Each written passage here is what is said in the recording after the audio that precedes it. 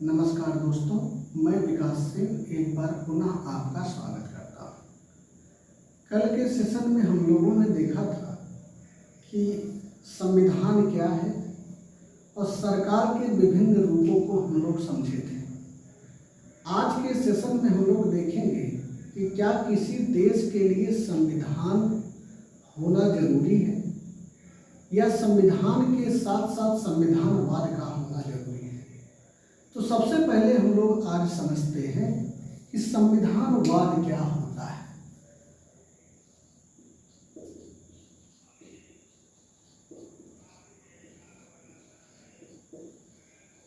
संविधानवाद, यहाँ वाद का अर्थ होता है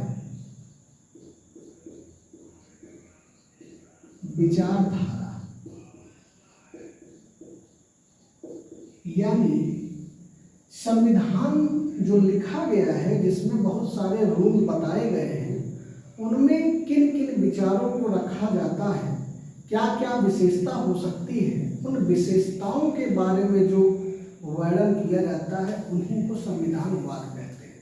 इसको उदाहरण के रूप में समझें।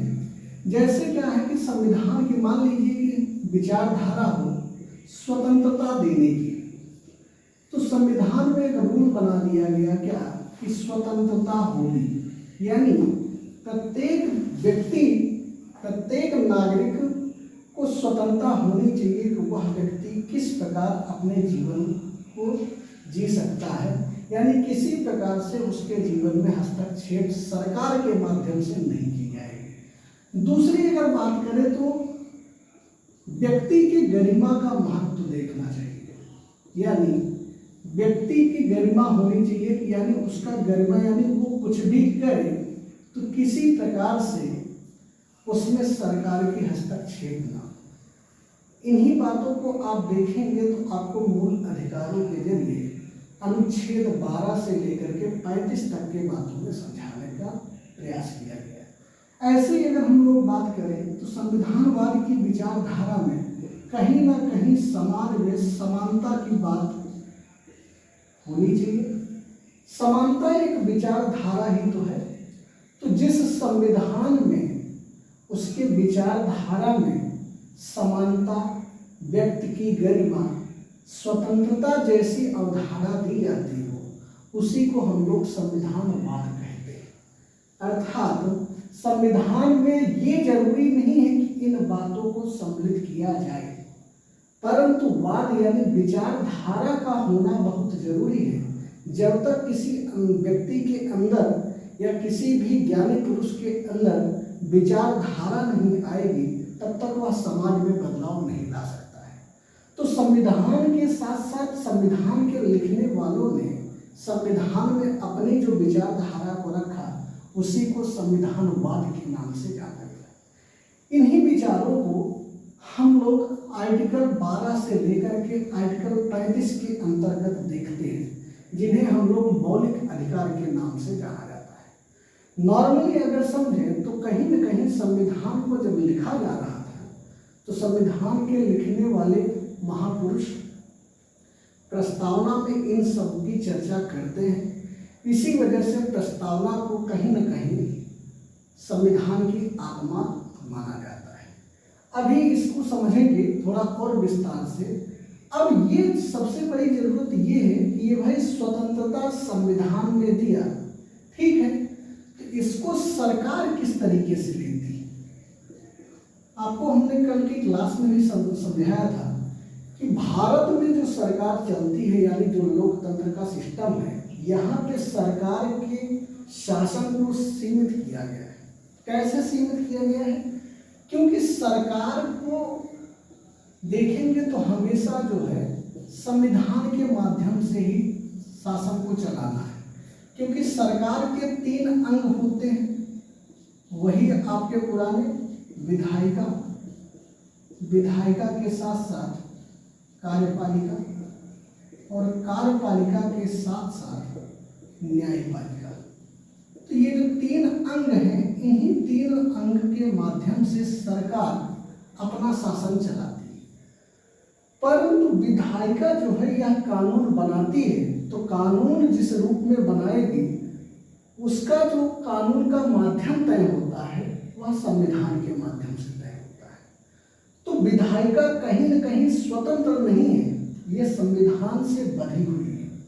तो संविधान में अगर संविधान लिखने वाले ने स्वतंत्रता, व्यक्ति की गरिमा, समानता जैसे अवधारणा को संविधान में मेंशन किया है, तो विधायिका भी इन बातों का ख्याल रखेगी। अब जैसे संविधान में क्या किया गया कि स्वतंत्रता की अवधारणा को तो लिख दिया गया, अब स्वतंत्रता का हनन होगा तो उस स्थिति में अब हम संविधान से सवाल करने तो जाएंगे नहीं। अब हमको उस स्थिति में क्या करना है, क्योंकि संविधान के लिखने वाले लोग तो जा चुके हैं, तो हम सवाल जवाब करेंगे कहाँ? तो हमको सवाल जवाब करने के लिए इसलिए रखा गया विधायिका। तो विधायिका क्या करती है, इस स्वतंत्रता के लिए एक माध्यम तय कर देगी। माध्यम कैसे करेगी? ये कानून बना देगी कि भाई अगर स्वतंत्रता का कभी भी हनन होता है या स्वतंत्रता के अधिकार के क्षेत्र में कोई कभी बाधा बनता है, तो उसी के अनुसार एक कानून बना दिया जाएगा, उस कानून के दायरे में सभी को आना है। यानी कभी किसी व्यक्ति का स्वतंत्रता के अधिकार का हनन होगा तो वह व्यक्ति अपनी स्वतंत्रता को बचाने के लिए न्यायालय के समक्ष उपस्थित हो सकता है। अब देखिए संविधान में क्या हुआ कि संविधान तो लिख करके चले गए लोग, परंतु अब संविधान के बारे में व्याख्या कौन करेगा? तो संविधान के बारे में व्याख्या करने का जो माध्यम रखा गया वो न्यायपालिका को दिया गया कि भाई जो संविधान में लिखी गई बातें हैं इनको आप व्याख्या करिएगा। अर्थात अब देखेंगे तो विधायिका जो कानून बनाती है, इन कानून को सही है अथवा गलत है, इसका निर्णय कौन करेगा? न्यायपालिका करती है।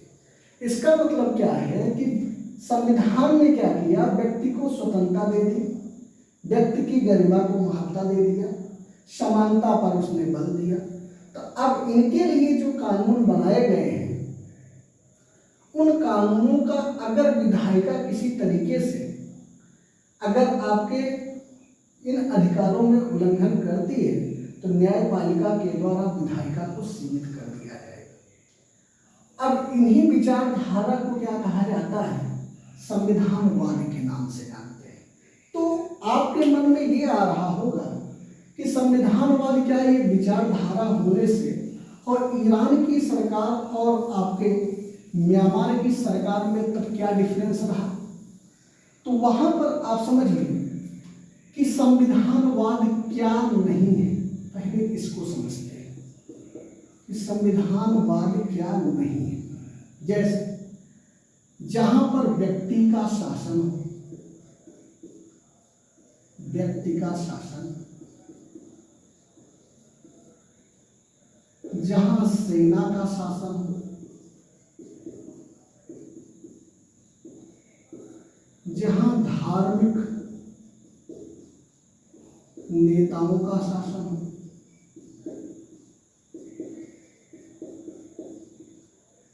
जहां व्यक्ति की स्वतंत्रता, जहां व्यक्ति की स्वतंत्रता किसी शासक द्वारा तय किया जाए या किसी शासक के नियंत्रण में हो, इन सब का एकमात्र मतलब ये निकल के आता है कि पूरी तरीके से तानाशाही। यानी जब कभी भी किसी सरकार के द्वारा आप पर पूर्ण रूप से नियंत्रण लगा दिया जाए, यानी व्यक्ति पर पूर्ण रूप से नियंत्रण लगा दिया जाता है, तो वह संविधानवाद के दायरे से बाहर हो जाता है। ऐसे शासन को हम लोगों ने देखा था कि ईरान में आपको देखने को मिलता है। यही शासन व्यवस्था हम लोगों ने म्यांमार में देखा था। तो ऐसी शासन व्यवस्था, इसका मतलब एक शॉर्ट बात हम कहें तो संविधान का होना ये जरूरी नहीं कि वह संविधानवाद को भी दर्शाता। अर्थात संविधान होने से संविधानवाद की परिकल्पना नहीं हो सकती। संविधान और संविधानवाद में फर्क है। संविधान एक रूल बना सकता है, परंतु विचारधारा तो आपको जनता के लिए संविधानवाद के माध्यम से ही तय करना पड़ेगा। तो इस तरीके से हम लोगों ने देखा कि किस तरीके से भारत और ईरान या म्यांमार में सरकार की डिफिनीशन अलग होती है, और विश्व में लोकतंत्र का जन्म हुआ यूएसए से, और संविधान का वहीं से अवधारणा शुरू हुई, और भारत में भी इस तरीके की अवधारणा दी गई है।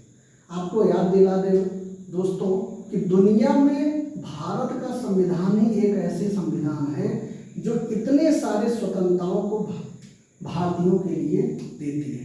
अन्य किसी देशों में इतनी ज़्यादा स्वतंत्रता नहीं है जितनी स्वतंत्रता भारत के संविधान में प्रदान की गई है। तो आइए अब हम लोग समझते हैं कि राज्य व्यवस्था क्या होती है।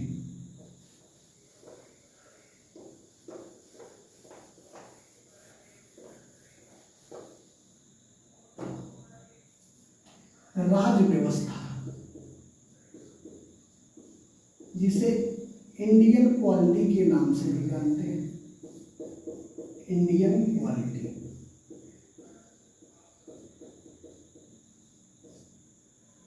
राज्य व्यवस्था क्या है? तो सबसे पहले इसको समझें दो माध्यम से। एक तो पहली चीज क्या है, संविधान होना जरूरी है, और दूसरा सरकार होना जरूरी है।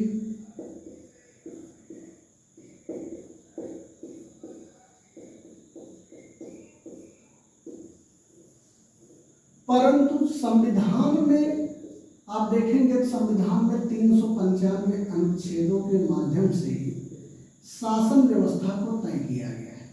यानी संविधान में 395 आर्टिकल ये बताएंगे कि भारत में किस तरीके से शासन चलेगा, परंतु लिख देने मात्र से ही ये चीजें तो नहीं विस्तार हो सकती। उसका रीजन है कि 395 अनुच्छेद का पूरा विस्तार संविधान में नहीं किया गया है। अब जहां पर संविधान मौन है वहां पर तो न्यायालय ही उसको व्याख्या करेगा। इसका मतलब क्या है कि संविधान जहां मौन है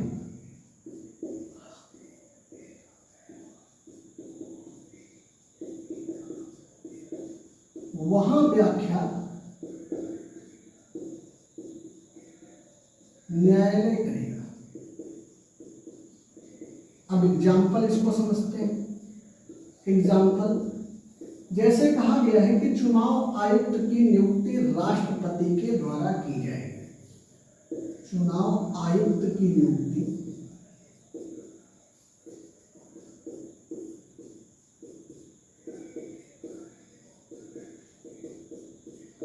राष्ट्रपति करेगा।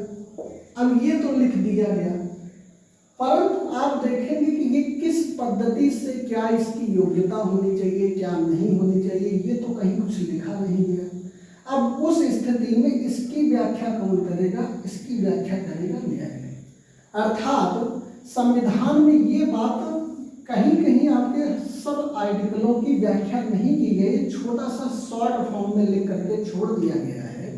तो उसको व्याख्यात करने के लिए हमारे यहाँ न्यायालय की जिम्मेदारी दी गई। और न्यायालय में कौन सा न्यायालय? तो आप याद रखिएगा हमेशा सुप्रीम कोर्ट। कोई अन्य न्यायालय संविधान के विषय में व्याख्या नहीं करता है, तो सुप्रीम कोर्ट इस बात की व्याख्या करेगी। अब प्रश्न ये रहा कि राज्य व्यवस्था में क्या होता है?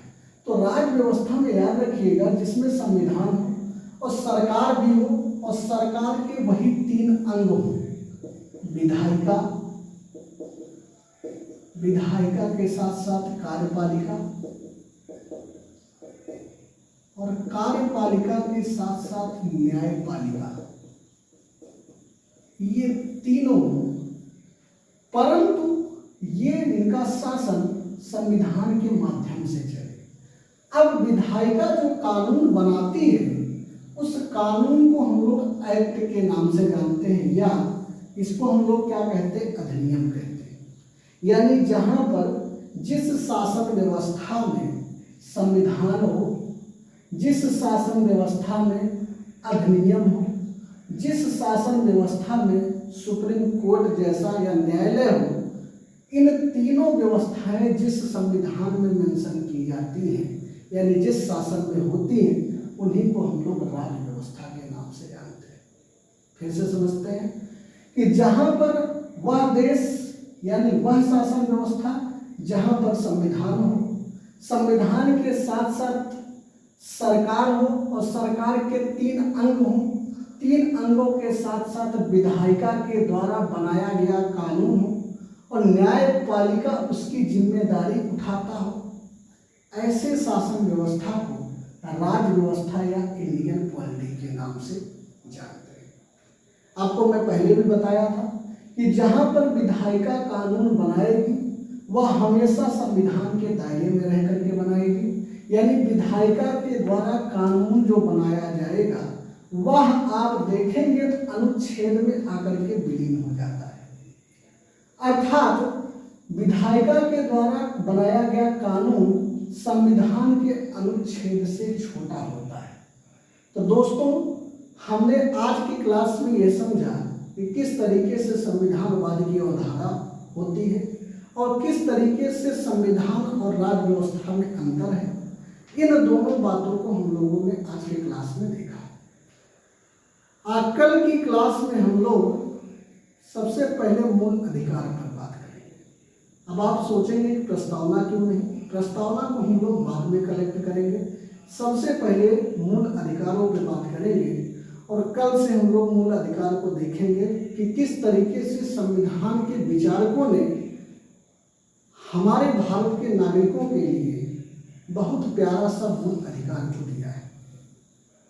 तो क्लास अगर आपको अच्छी लगे तो आप इसे शेयर करिएगा, सब्सक्राइब करिएगा। मिलते हैं कल। जय हिंद।